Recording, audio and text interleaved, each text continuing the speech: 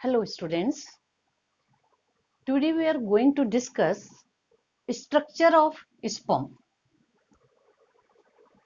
इस टॉपिक को पढ़ने से पहले हम लोग मेल रिप्रोडक्टिव सिस्टम पढ़े थे और वहां देखा कि मेल रिप्रोडक्टिव सिस्टम में सेमिनिफेरस ट्यूब्यूल के अंदर स्पर्म का फॉर्मेशन हुआ। उस स्पर्म का स्ट्रक्चर यहाँ हम देखेंगे कि स्पर्म के कितने पार्ट्स होते हैं। तो स्पर्म में मेनली क्या होता है कि इसके पूरे स्ट्रक्चर के 4 पार्ट्स होते हैं। यहाँ फर्स्ट पार्ट मेनली कितने पार्ट्स होते हैं, इसके 4 पार्ट्स होते हैं। And first part is the head. Head के 2 पार्ट्स होते हैं, acrosome and nucleus. Second part है इसका नेक। नेक रीजन में सेंट्रियोल्स पाए जाते हैं, वो हम अभी देखेंगे। थर्ड पार्ट है मिडिल पीस।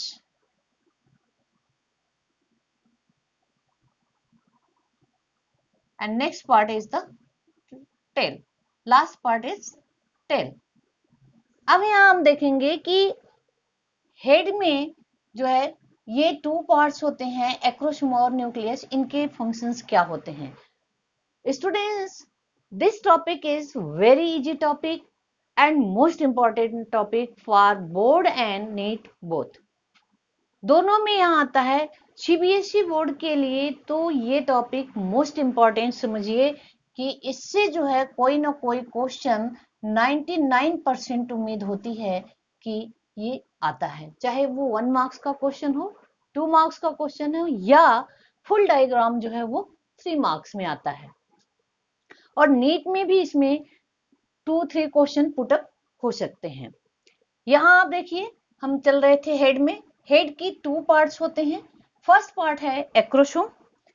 एक्रोसोम जो होता है और ये कैप लाइक स्ट्रक्चर होता है जो न्यूक्लियस के ऊपर, ऐसा लगता है कि न्यूक्लियस के ऊपर एक कैप लाइक स्ट्रक्चर जो है वो पड़ा हुआ है। और इस एक्रोसोम में एंजाइम्स, डाइजेस्टिव एंजाइम्स भरे हुए होते हैं और ये डाइजेस्टिव एंजाइम्स जो होते हैं वो फर्टिलाइजेशन के समय ओव्यूम की जो लेयर्स होती हैं, ओव्यूम में जो स्ट्रक्चर पाया जाता है, जैसे this is the secondary oocyte। Secondary oocyte की this is the vitelline membrane and the next structure is the zona pellucida and the जो out of the zona pellucida here is the corona radiata. ये corona, इन 3 layers को penetrate करने के लिए इस acrosome में, this is the corona radiata and this is zona pellucida and this is layer is the vitelline membrane। तो ये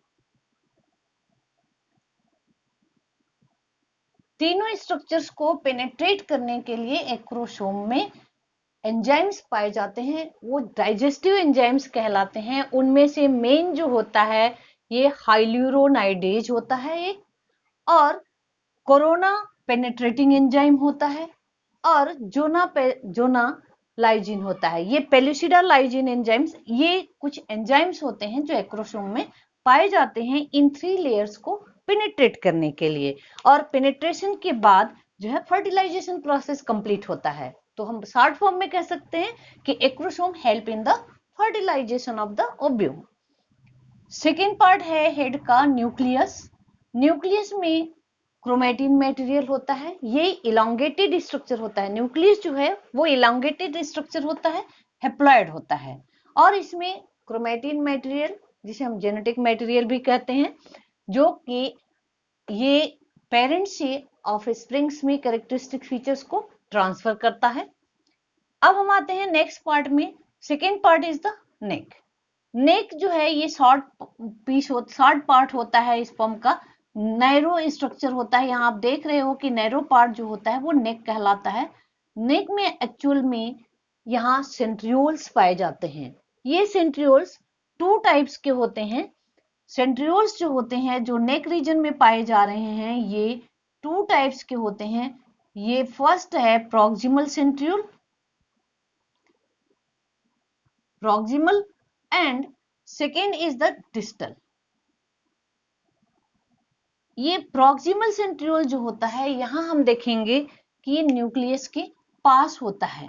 यहां आप देख रहे हो कि ये जो रेड कलर का राउंडेड स्ट्रक्चर दिखा रखा है, this is the proximal centriole. Actual में इस प्रॉक्सिमल सेंट्रियोल का जो रोल होता है, ये फर्टिलाइजेशन के समय जो जाइगोट बनता है, उस फर्टिलाइजेशन के टाइम स्पिंडल फाइबर का फॉर्मेशन करता है। और सेकेंड सेंट्रियोल है डिस्टल सेंट्रियोल, ये थोड़ा न्यूक्लियस से फार अवे होता है, that's why it's name is the distal centriole. And distal centriole का फंक्शन क्या होता है, इट फॉर्म्स द एक्सियल फ्लैजुलम, या हम इसे कह सकते हैं कि ये एक्चुअल में टेल का फॉर्मेशन करता है। इस एक्सियल फ्लैजुलम ही टेल बनाता है। जो टेल मोटाइल होता है, बिगरस मोटाइल होता है, ये काफी तेजी से मूव करता है, जिससे कि स्पर्म मूव करके एम्पुला तक पहुंचता है फर्टिलाइजेशन प्रोसेस के लिए। नेक्स्ट पार्ट है मिडिल पीस। मिडिल पीस में हम देखेंगे कि यहाँ जो स्ट्रक्चर पाया जाता है, ये स्पाइरल स्ट्रक्चर होता है, ये कहलाता है माइटोकॉन्ड्रिया। जैसा कि हम सभी जानते हैं कि mitochondria is the power house of the cell and sperm is also a cell. तो यहां जो है माइटोकॉन्ड्रिया एनर्जी जनरेट करता है, और ये एनर्जी इसको मूव करने में हेल्प करता है, इसे हेल्दी रखने में और मूव करने में हेल्प करता है। नेक्स्ट पार्ट है स्पर्म का, लास्ट जो पार्ट है वो टेल है। टेल में हम देखेंगे कि टेल जो है वो एक्सियल फ्लैजुलम से बना हुआ होता है। एक्सियल टेल जो है वो स्पर्म को मूव करने में हेल्प करता है। एक्सियल फ्लैजुलम का जो अरेंजमेंट होता है वो 9+2 का होता है। जैसा कि हम 11th क्लास में आप फ्लैजुलम के स्ट्रक्चर में पढ़ चुके थे कि एक्चुअल में फ्लैजुलम का स्ट्रक्चर जो कॉमन वे में पाया जाता है वो 9+2 का ही होता है। यहाँ भी 9+2 का अरेंजमेंट होता है फ्लैजुलम का। अब ये जो टेल है, ये इसे मूव करने में हेल्प करता है, और मूव करके स्पर्म जो है वो फर्टिलाइजेशन प्रोसेस कंप्लीट करता है।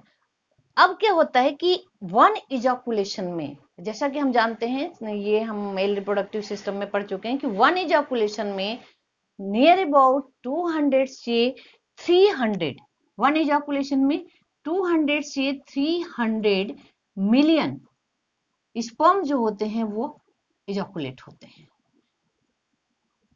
और इनमें से जो 60% होते हैं, ये जो है काफी एक्टिव होते हैं, एनर्जेटिक होते हैं। बट जो 40% होते हैं, ये विगरस एक्टिव होते, मीन्स इनकी जो मूवमेंट होती है वो बहुत ज्यादा एक्टिव, मीन्स विगरस मूवमेंट्स होता है इनके टेल में। तो यहाँ विगरस मूवमेंट्स होता है इनके टेल में, जिससे कि ये फर्टिलाइजेशन प्रोसेस को कंप्लीट करते हैं। अब इन स्पर्म का अगर हम देखें तो आगे हम पढ़ेंगे वैसे जेनेटिक्स के चैप्टर में, सेक्स डिटर्मिनेशन में, तो वहां हम उसे डिटेल देखेंगे कि ये स्पर्म जो है दो तरह के होते हैं।